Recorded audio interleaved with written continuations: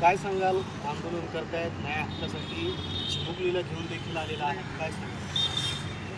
ते जी माझ्या मालकीनीच्या बाऱ्यात जी ह्यांनी हलगर्जीपणा केलेला आहे ना, त्यांना ही कारवाई व्हायलाच पाहिजे, हे असे आमची भावना आहे. निवेदन वगैरे दिलं? दिलेलं आहे ना, दिलं निवेदन दिलेलं आहे. काय प्रकार झाला? तिथं आम्ही सिव्हिलमध्ये ज्या वेळेस मालकीनीचं ब्लड जास्त जाताना आम्ही त्यांना सांगितलं, तर त्यावेळेस आम्हाला नर्स डॉक्टर यांनी आम्हाला जरा आरोतुऱ्याची भाषा केलेली आमच्या सासूबाईंना. तर त्यांनी आरोतुऱ्याची भाषा करून जे काय आम्ही बोलत होतो त्यांनी आमच्याकडं काहीही लक्ष नाही दिलं नव्हतं. आणि जे आम्हाला बाळाला कुठं लाव, इकडं काय ही आणा ती आणा म्हणून लावलं, त्यांनी पाठवलं. त्यावेळेस तिला ऑक्सिजन लावल्याच्या पुढं त्यांनी कसलीही त्यांनी तिची दखल घेतलेली नाही. त्यावेळेस तिचा मृत्यू झाला. हात असे वळवून गेले, तिचे ब्लड गेल्याच्या नंतर. मागणी काय आहे?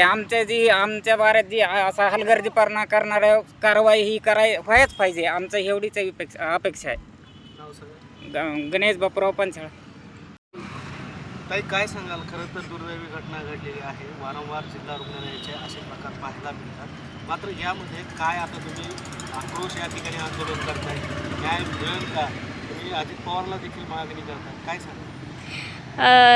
छाया गणेश पांचाळांचा मृत्यू झालेला आहे. ही दुर्दैवी घटना आहे आणि बीड जिल्ह्यामध्ये जिल्हा रुग्णालयामध्ये ह्या गोष्टी वारंवार होतात.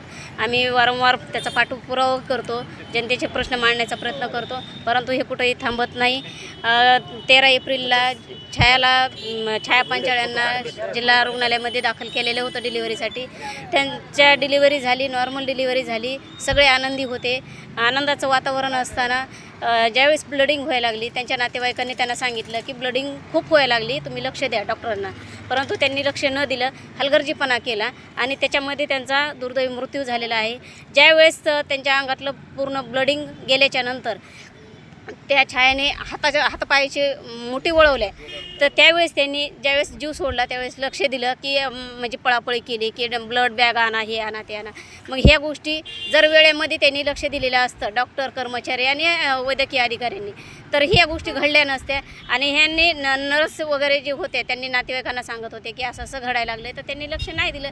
मग ह्याच्यावर ह्यांनी हलगर्जीपणा केला म्हणून त्या छाया पांचाळ यांचा मृत्यू झाला आहे. तर आमचं असं म्हणणं आहे की ज्या डॉक्टर, वैद्यकीय अधिकारी, कर्मचारी आणि नर्स यांनी जे हलगर्जीपणा केला त्यांच्यावर ही प्रशासकीय कारवाई झाली पाहिजे.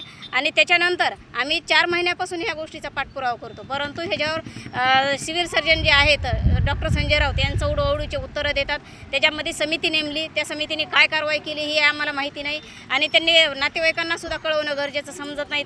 आणि आता ही जी गोष्ट घडली यांच्यावर प्रशासकीय कारवाई जिल्हा शल्य चिकित्सक यांच्यासह वैद्यकीय अधिकारी, नर्स आणि कर्मचारी यांच्यावर झाली पाहिजे आणि त्यांच्यावर गुन्हे दाखल झाले पाहिजे. आणि शासनाने यांना परिवाराला आर्थिक मदत 25 लाख रुपये देण्यात यावी आणि प्रशासनाने त्यांची कुटुंबाची जबाबदारी घ्यावी अशी आमची मागणी आहे.